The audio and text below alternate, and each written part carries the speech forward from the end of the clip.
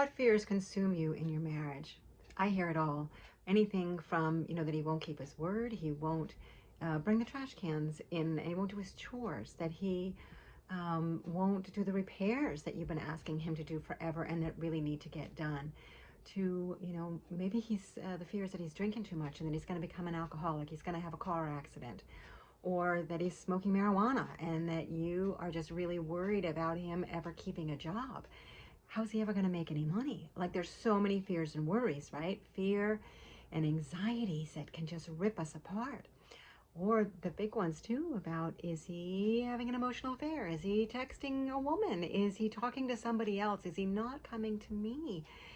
Is he having an affair? Is he seeing someone else? Are we going to end up divorced? And maybe underneath all of that, like all of those are the thoughts, right? Those are all thoughts that are feeding the fear. And under it often is a fear of, am I good enough? I'm not good enough. He doesn't really love me. Yeah. And so we get consumed in those thoughts and we can ruminate on them. They just spin around in our heads day and night. We sometimes wake up in the middle of the night with those thoughts, especially if he's working a second job. Like, where is he? What is he doing? We can just think the worst.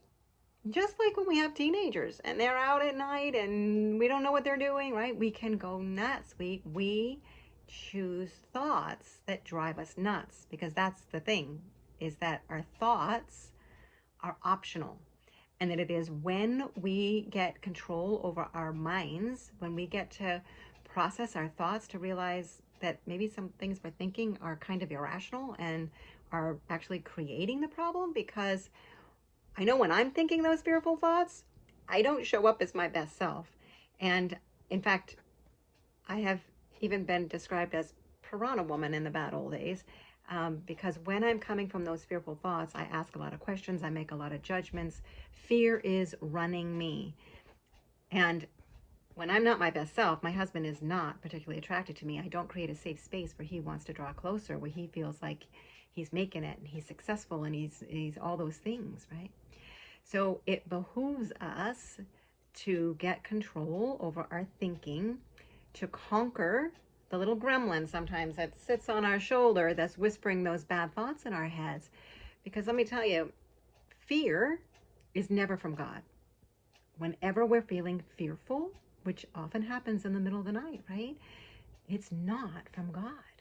And so for me, I actually sleep with my rosary beads under my pillow, and I pull them out and I just start praying the rosary over and over, because it controls my thinking.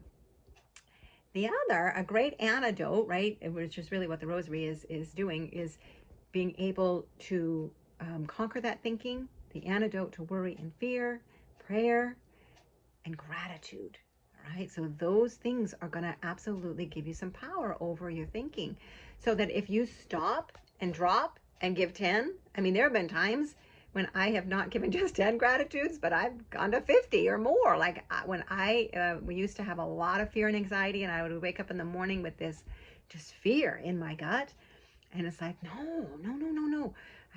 I want to conquer that. Like, I don't want to live in creating a soup in my body that's all about fear. That is not what I want to be creating health physically and mentally in my being. I talked about that in one of my other videos on resentment.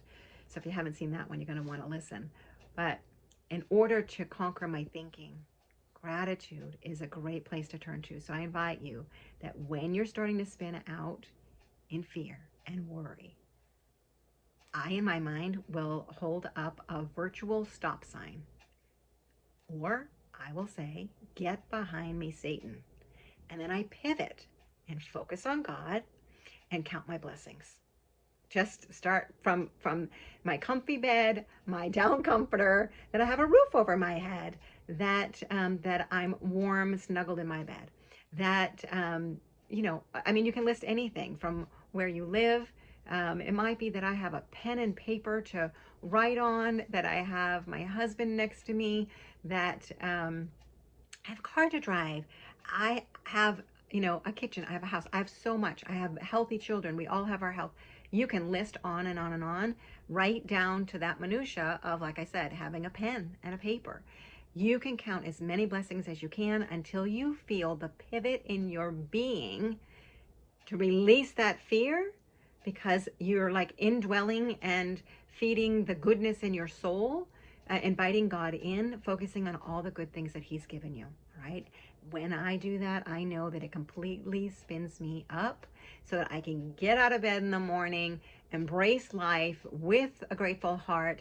And that, my friends, is much more attractive than when I would come from fear and, depression and sorrow. Your thinking is what has you show up, however it is. You get to choose every day. Are you going to show up in that sort of, fearful place? Or are you going to show up empowered, claiming your thinking, believing the good, counting your blessings, being an empowered woman, and taking on the day and attracting your man, attracting people in your life, right? You have the power in thinking, in your thoughts, that is going to create the feeling that will create your actions and how you show up and what you create in the world. And I'm standing for you to create an amazing marriage, attracting your husband, having things be amazing. Whichever one you're focused on is what is going to show up in your life. You're not going to have happiness and living in fear at the same time. And that fear will drive you to control. And control will repel your husband. It repels people. And so if you want to have a great marriage, it's all about conquering your thinking and choosing those thoughts to show up grateful, happy, and magnetic. So I'm standing for you. If you would love to have you join our Happy Wife community, if you're not there on Facebook, I'll put the link down below. And certainly subscribe to this channel. Share it with your friends. But I am standing for marriage. I'm standing for family. I'm standing for you. Reach out for support. I'm happy to coach you. God bless.